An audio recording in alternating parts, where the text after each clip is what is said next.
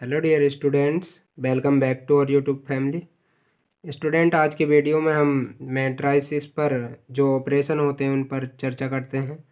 और यानी कि हम कह सकते हैं कि आज की वीडियो में हम सीखेंगे कि दो मैट्रिक्स कब इक्वल होते हैं, मैट्रिक्स का एडिशन कैसे करते हैं, मैट्रिक्स का सब्ट्रैक्शन कैसे करते हैं और जो भी इन पर ऑपरेशन होते हैं।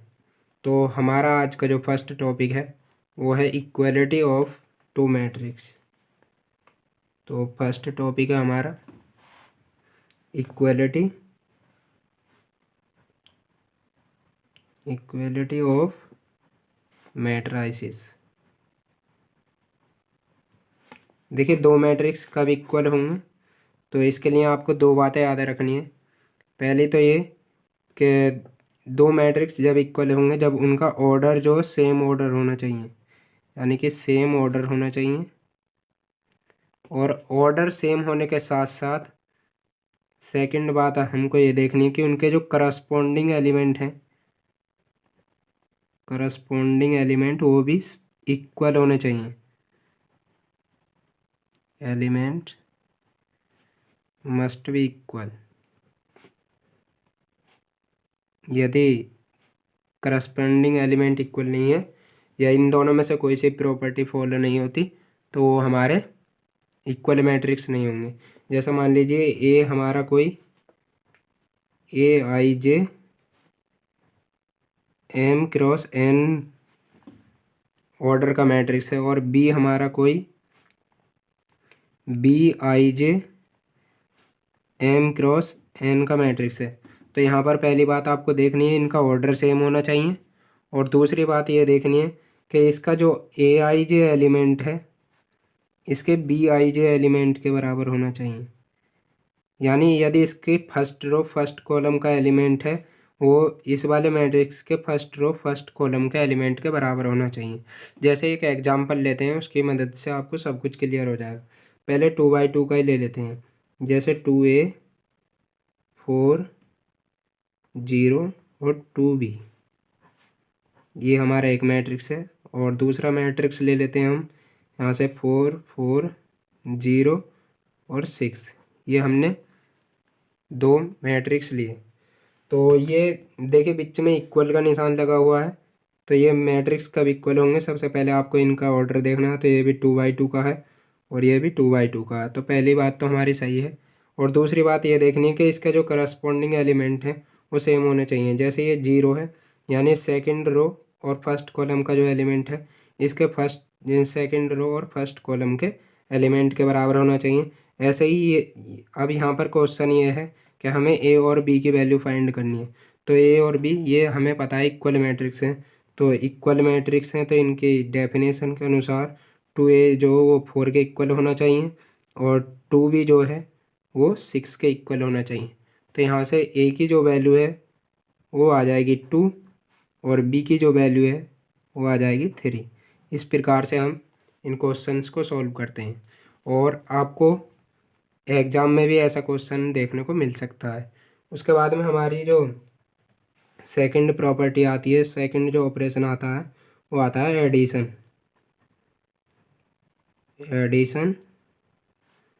Of matrices.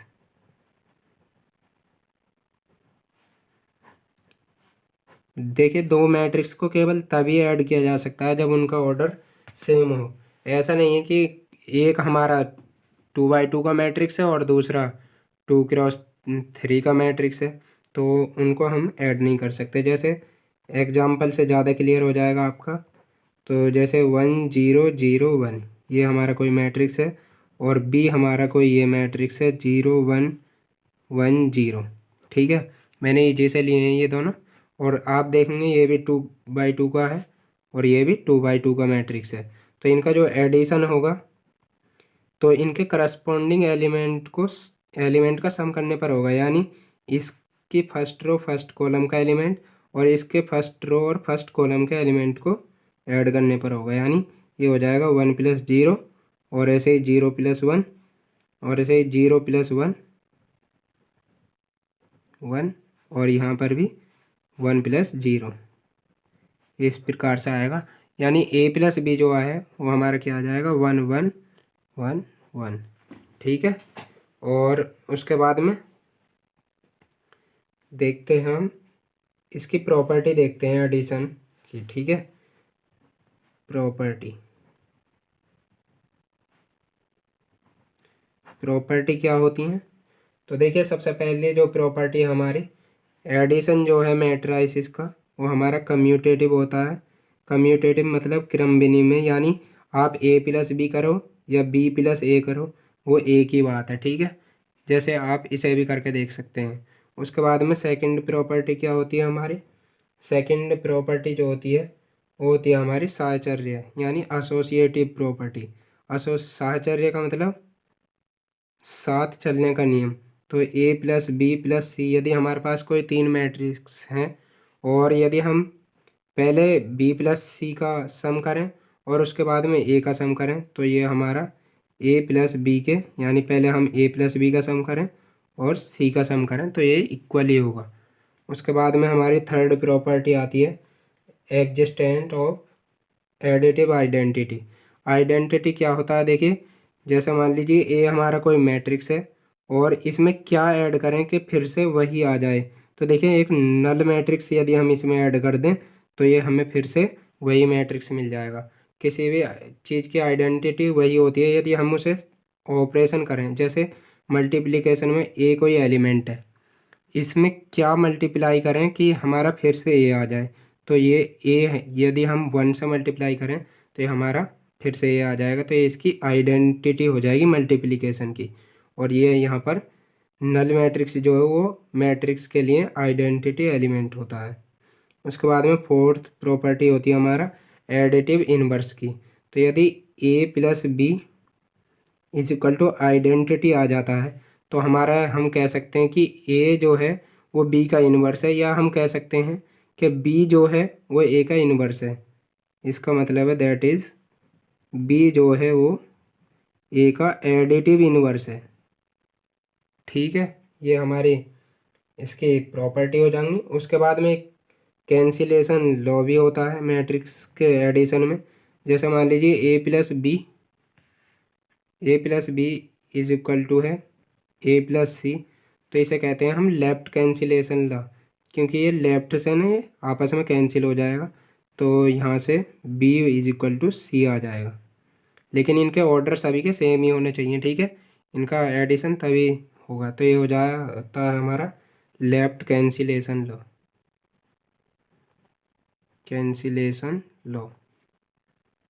तो ये हमारा एडिशन हो जाएगा। ठीक है, इसी प्रकार से ये हमारा इसमें हो जाता है B plus A is equal to हमारा C plus A.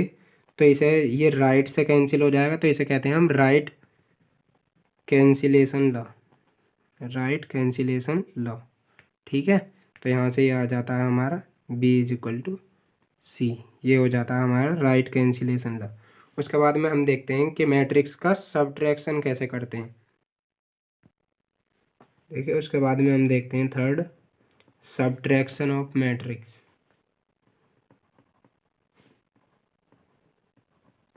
Subtraction of matrices, matrix का सब्ट्रैक्शन कैसे करते हैं। तो देखिए जैसे एडिशन करते हैं वैसे ही सब्ट्रैक्शन करते हैं। रूल वगैरह सब सेम ही है, बस कुछ प्रॉपर्टी होती हैं तो उन्हें अभी दिखा दूँगा। जैसे वही हम सेम लेते हैं, ए इज इक्वल टू 1 0 0 1, और बी हम कोई मैट्रिक्स ले लेते हैं जैसे पहले लिया था 0 1 1 0। तो इनका जब सब्ट्रैक्शन होगा वो इनके करस्पॉन्डिंग एलिमेंट को माइनस करने पर होगा। जैसे ए माइनस बी जो होगा वो हो जाएगा हमारा, ये हो जाएगा 1 माइनस 0 इसका जो एलिमेंट है। इसी प्रकार से 0 माइनस 1, और ये हो जाएगा 0 माइनस 1, और ऐसे ही 1 माइनस 0। इस प्रकार से होगा, और इनका जो सब्ट्रैक्शन है वो तभी डिफाइन होगा जब ये सेम ऑर्डर के हो जाएंगे। जैसे यहाँ पर ये 2/2 के हैं, तो ए माइनस बी कितना आ जाएगा? ये आ जाएगा 1 माइनस 1 माइनस 1 और 1। ठीक है, और ये भी सेम ही ऑर्डर का होगा। उसी प्रकार से यदि हम बी माइनस ए की बात करें बी माइनस ए कितना हो जाएगा, तो देखिए बी में से 0 माइनस 1 तो ये हो जाएगा -1, और 1 माइनस 0 तो ये हो जाएगा 1। इसी प्रकार से 1 माइनस 0 तो यहाँ पर भी 1 हो जाएगा, और 0 माइनस 1 तो ये -1। तो आप देखेंगे कि a माइनस बी और b माइनस ए ये बराबर नहीं है हमारे, यानी यदि हम यहाँ से माइनस कॉमन लें तो अब ये बराबर आएगा। तो अब इसकी प्रॉपर्टी देखते हैं, सब्ट्रैक्शन की कुछ प्रॉपर्टी होती हैं। प्रॉपर्टी, जैसे हम पहली प्रॉपर्टी की बात करें तो हम देखते हैं कम्यूटेटिव, तो ये हमारा क्रम विनिमय नहीं होता है, यानी कि a माइनस बी जो हमारा b माइनस ए इसके बराबर नहीं होता। आप एग्जाम्पल यहाँ पर खुद ही देख सकते हैं। उसके बाद में ये एसोसिएटिव प्रॉपर्टी को भी फॉलो नहीं करता है, ठीक है। एसोसिएटिव मतलब a माइनस बी माइनस सी, यदि ये करें हम तो ये इसके बराबर नहीं होगा, a माइनस बी माइनस सी के, ठीक है, ये इसके बराबर नहीं होता है। बाकी अदर प्रॉपर्टी ऐसे ही सेम ही है। तो अब हम चलते हैं, सब्ट्रैक्शन भी हो गया, बाकी अब हम चलते हैं मल्टीप्लिकेशन पर। मैट्रिक्स का मल्टीप्लिकेशन कैसे करते हैं, और देखिए मैं गारंटी लेता हूँ कि आप भूल तो सकते ही नहीं। मैट्रिक्स का मल्टीप्लिकेशन पहले हम देखते हैं, एक स्केलर से मल्टीप्लिकेशन देखते हैं। मल्टीप्लिकेशन बाय स्केलर, स्केलर बोले तो 1 2 3 ऐसे करके जो नंबर होते हैं उनसे। जैसे मान लीजिए मैं एग्जांपल लेता हूँ एक आसान सा, मान लीजिए ये है 2 3 5 9, ये मैंने कोई एग्जांपल लिया। तो यदि हम एक स्केलर से मल्टीप्लाई करें, मान लीजिए हम 2a से मल्टीप्लाई कर रहे हैं, तो ये 2 से जो मल्टीप्लाई करी है हमने वो इसके प्रत्येक एलिमेंट में होगी, यानी ये हो जाएगा 2, जब इससे मल्टीप्लाई करेंगे तो हो जाएगा 4, सबका डबल हो जाएगा 6, ये हो जाएगा 10, और ये हो जाएगा 18। इसी प्रकार से यदि मैं आपसे बात करूं कि 3a क्या हो जाएगा, तो 3a हो जाएगा इसका 3 टाइम्स हो जाएगा, तो ये हो जाएगा 6 9 15 और 27, ये हो जाएगा हमारा 3a। उसके बाद में मैट्रिक्स का, दो मैट्रिक्स का मल्टीप्लिकेशन कैसे करते हैं, तो मल्टीप्लिकेशन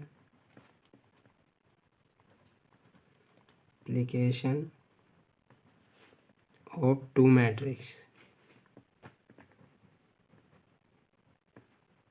दो मैट्रिक्स का मल्टीप्लिकेशन कैसे करते हैं। तो देखिए इसके करने के लिए सबसे पहले आपको एक कंडीशन याद रखनी है कि यदि ए हमारा कोई AIJ मैट्रिक्स है और उसका ऑर्डर है m क्रॉस n, और हमारा B is equal to BIJ, ये हमारा कोई मैट्रिक्स है, तो आपको याद रखना है कि फर्स्ट वाले में जो कॉलम की संख्या होगी वो इस वाले में रो की संख्या के बराबर होनी चाहिए, यानी n जो है इसका लास्ट वाला, यानी इसमें जो कॉलम होंगे वो इसमें रो के बराबर होने चाहिए, और बाकी यहाँ बाद में कुछ भी हो।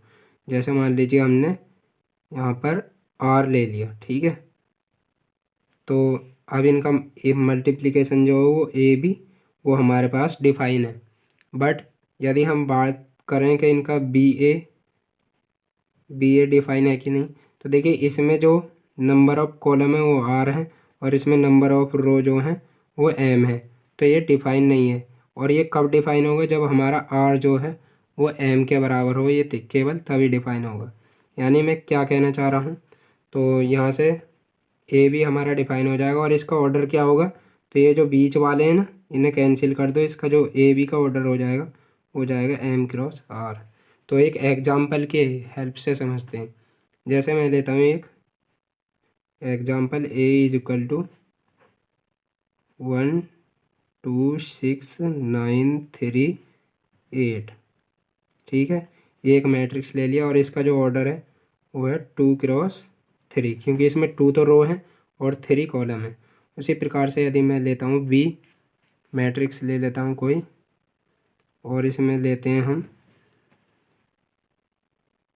1 9 6 3 4 कुछ भी ले सकते हैं हम। तो इसका ऑर्डर जो हो जाएगा वो 3 तो इसमें रो है और 2 कॉलम है, तो इसका ऑर्डर हो जाएगा। अब यहाँ पर देखेंगे हम ए बी डिफाइन है कि नहीं है। तो आप देखेंगे इसमें जो कॉलम की संख्या है वो है 3, यानी इसमें 3 कॉलम है। और तो इसमें ए बी डिफाइन होने के लिए चाहिए कि फर्स्ट वाले में जो कॉलम है ए में, वो बी वाले में रो की संख्या होनी चाहिए। तो इसमें 3 कॉलम है, तो इसमें 3 रो हैं, तो यानी इनका जो मल्टीप्लिकेशन है वो ए बी डिफाइन है। और ये कैसे हो जाएगा,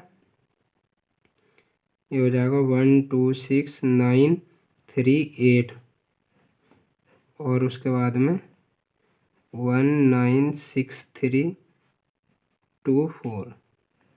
इसका ऑर्डर कितना है 2 क्रॉस 3, और इसका ऑर्डर कितना है 3 क्रॉस 2।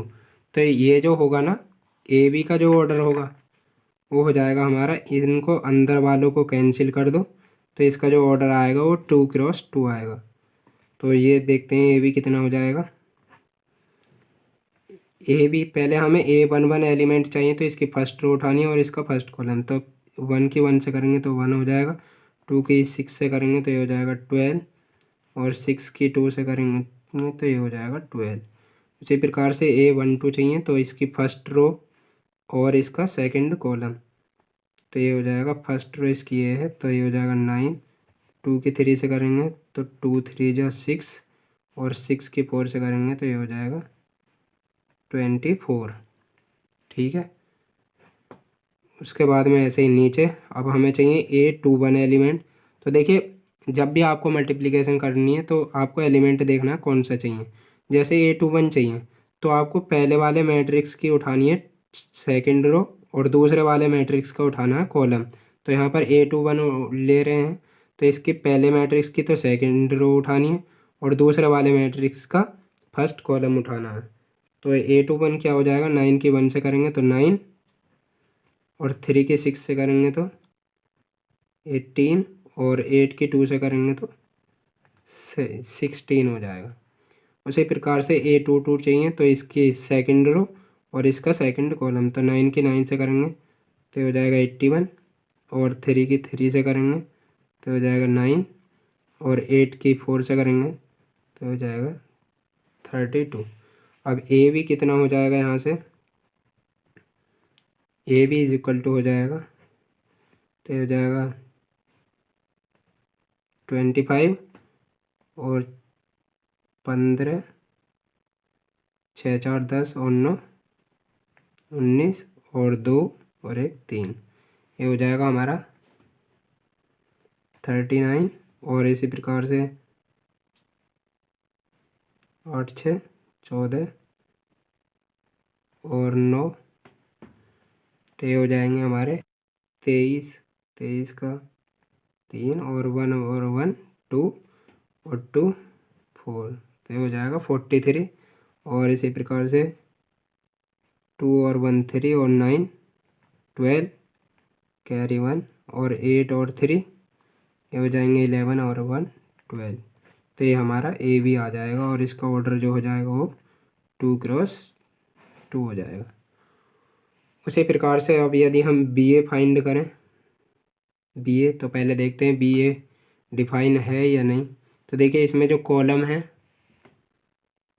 सेकंड वाले में, यानी फर्स्ट में जो कॉलम है बी में, वो सेकंड वाले में रो के बराबर होने चाहिए। तो आप देखेंगे 2 और ये बराबर है, तो इसका जो मल्टीप्लिकेशन है वो डिफाइन हो जाएगा, यानी ये हो जाएगा 1 9 6 3 2 4।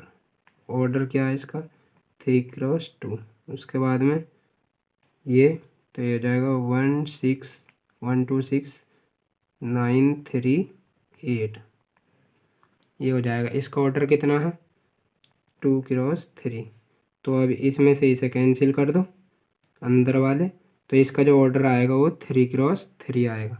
अब मल्टीप्लिकेशन करते हैं, तो पहले फर्स्ट रो ए 1 1 चाहिए, तो दोनों का इसकी फर्स्ट रो और इसका फर्स्ट कॉलम, तो 1 की 1 से करेंगे 3 क्रॉस 3 का आएगा ना, 1 की 1 से करेंगे तो 1, 9 की 9 से करेंगे तो 81।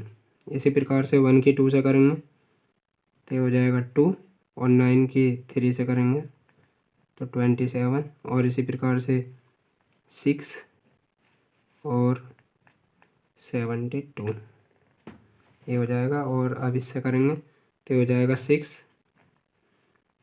और इसी प्रकार से 6 के 2 से करेंगे तो ये हो जाएगा 12 और 3 के 3 से करेंगे तो ये हो जाएगा 9। 6 के 6 से करेंगे तो ये हो जाएगा 36 और 3 की 8 से करेंगे तो ये हो जाएगा 24 और इसी प्रकार से आप 2 से करेंगे तो 2 1 जो 2 होता है और ये हो जाएगा 36, यहाँ हो जाएगा 4 प्लस 12 और यहाँ पर 12 प्लस 32 यानी कि हमारा BA जो है वो कितना आ जाएगा, ये आ जाएगा हमारा 82 और ये हो जाएगा 29 और ये हो जाएगा 78 और यहाँ से हो जाएगा 60 और यहाँ से 21 हो जाएगा ये और यहाँ ये भी 60 हो जाएगा।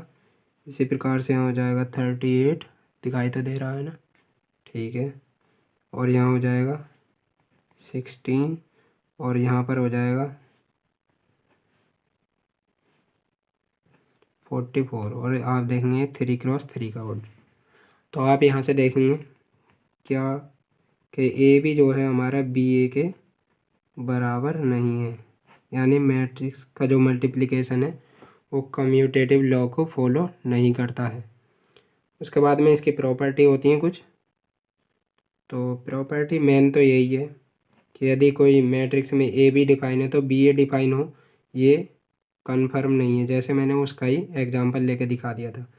तो ये हमारा मैट्रिक्स पर जो ऑपरेशन होते हैं ये आज फिनिश हुए। कल से जितने भी MCQ हैं वो सब स्टार्ट हो जाएंगे। कल को कुछ और काम नहीं है, ठीक है। तो मिलते हैं फिर नेक्स्ट वीडियो में। यदि वीडियो आपको अच्छी लगी हो तो वीडियो को लाइक करें और प्लीज़ आपको वीडियो कैसे लगी वो ज़रूर बताएं। तो जय हिंद, जय भारत।